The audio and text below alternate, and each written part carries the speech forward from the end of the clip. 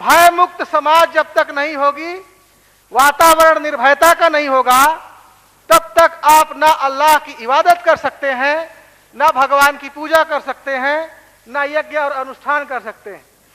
पिछले 10-12 सालों से इस मुल्क में जो हुआ है वो किसी भी मजहबी व्यक्ति को बर्दाश्त करने लायक तो है ही नहीं, आम इंसान को भी वो बर्दाश्त नहीं हो सकता। इसलिए सबसे पहले ये बेहद जरूरी है कि यहाँ निर्भयतापूर्ण माहौल बने, और निर्भयतापूर्ण माहौल होने के लिए यहाँ उन अपराधियों को दंड मिलना बेहद जरूरी है जिन्होंने गुनाह किया है, हत्याएं की है, और सामान्य तौर पर नहीं, सरकारी ओहदे में बैठकर सिंहासनारूढ़ होकर के जिन्होंने इस मुल्क के कानून कायदों की सुरक्षा के लिए और अवाम के हित के लिए पद और गोपनीयता की शपथ ली थी, उन लोगों ने उस कानून की धज्जियां उड़ाई थी और अवाम की रक्षा नहीं किया था, बल्कि उन निर्दोष लोगों को मारने में दिल खोल करके अपनी हवस बुझाया था। मुझे याद है, क्योंकि मैं गुजरात दंगे के बाद वहां 2 महीने कैंप किया था और इस पर काफी कार्य किया था। वहां पर गर्भवती महिलाओं के पेट चीर दिए गए थे और यह देशपूर्ण टिप्पणी की गई थी जो कि भद्दी थी। बुजुर्गों को जलाया गया था, वहां एक एक्सएमपी घर में जला दिया गया था। आज तक मरने और मारने वालों की लिस्ट नहीं पूरी बन पाई है, और उन मरने वालों में मुसलमानों के साथ वो हिंदू भी थे, क्योंकि आज भी देश में और हिंदू मुस्लिम एक होकर के रहना चाहते हैं और रह रहे हैं, एक दूसरे के दर्द में शामिल हो रहे हैं, त्योहारों में शामिल हो रहे हैं। उस गुनाह को करने वाले वो ताकतवर लोग जो छद्म करके रक्षा करने का वादा किया था और भक्षण किया, वहां देखा गया था कि बड़े बड़े पुलिस अधिकारियों को इशारा किया जा रहा है और वो तमाम जनरल और दहशतगर्दों को इशारा कर रहे हैं कि ये लाइन खाली है, इधर चले जाओ, और वहां कत्लें हो रही थी, कोई वहां बचाने वाला नहीं था। ऐसे गुनाहगार यदि इस धरती पर निर्भय होकर के घूम रहे हैं तो हिंदुस्तान के कानून पर भरोसा मुझे खुद को भी नहीं होगा, आम इंसान को कैसे हो सकता है। शासन क्यों है, शासक क्यों है, पुलिस क्यों है, आर्मी क्यों है, उनके हाथ में बंदूकें क्यों हैं? दुराचारी को दंड देने के लिए ही हमने बंदूकें दिया है, ना कि अपनी प्रजाओं को मारने के लिए। और दुर्भाग्य की बात है कि आज के दिन में वही लोग, वही गुनहगार, नकटा की नाक कटी तो ढाई बीता और बढ़ी, वो एक राज्य को गुमराह करते रहे हैं, अब देश को गुमराह करने की कोशिश करने में लग गए हैं।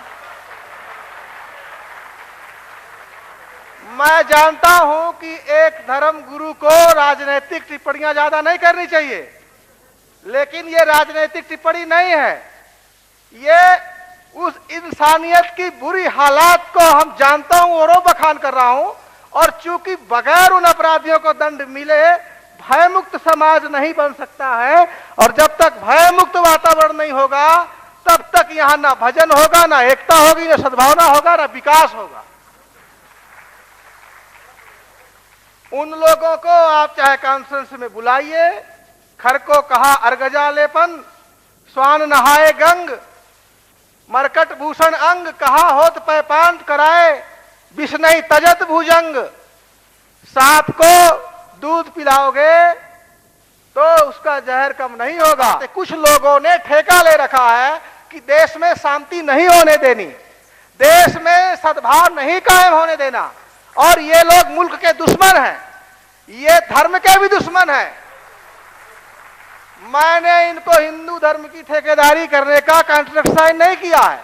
कुंभ मेला में जब ये चर्चा उठी कि वो गुनहगार कुंभ में आएगा, गुनहगार कुंभ में आएगा और ये कथित साधु लोग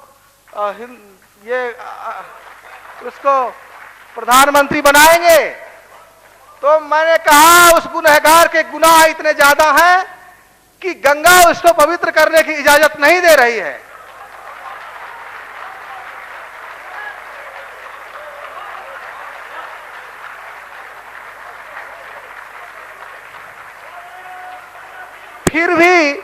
फिर भी एक धर्म गुरु होने के नाते हमने कहा कि यदि उसको यहां गंगा नहाने, सत्संग सीखने, आशीर्वाद लेने आना है तो आ सकते हैं, यदि उनको उनके पाप अलाउ करें।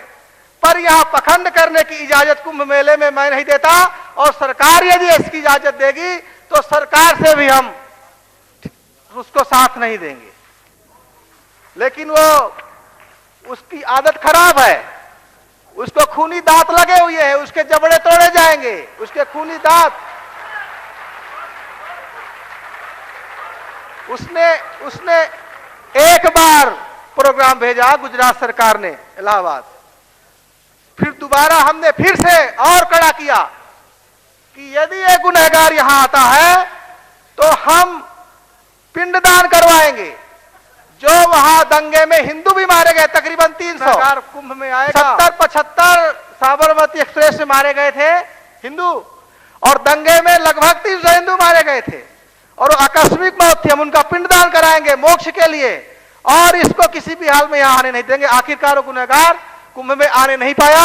मैं हिंदुस्तान की हुकूमत से आशा रखता हूं अभी भी कि संविधान के प्रति लोगों में आस्था और विश्वास बनाए रखने के लिए जल्दी से जल्दी हमारी जो एजेंसियां हैं, जो तंत्र है, वो उस गुनहगार तक पहुंचे, उसको कटघरे के अंदर किया जाए, भय मुक्त माहौल बने। और हम पाकिस्तान के बारे में सुनते हैं कि वहां कैंप चल रहा है जो दहशतगर्दी फैला रहे हैं। दहशतगर्दी का प्रशिक्षण कहीं भी नहीं होना चाहिए, यह किसी भी सभ्य समाज के लिए उचित नहीं है। लेकिन हम इस बात के पक्षधर हैं कि इस देश में भी कुछ ऐसे अड्डे हैं जो चुपचाप पीछे बैठे रहते हैं, और सारा या तबाही का मंजर वही लोग रचते रहते हैं। वो लोग चेहरे बदलते हैं, बार बार इंसान बदलते हैं, और गुनाह को नया नया रूप देते रहते हैं। और बड़े शर्म की बात यह है कि ये सारे कृत्य को वो लोग हिंदुत्व का और राष्ट्रीयता का नाम देते हैं। लोग उस टाइम भी हल्ला मचाते हैं कि अरे यहां मदरसा खुल गया, वहां मदरसा खुल गया, ये हो गया, वो हो गया।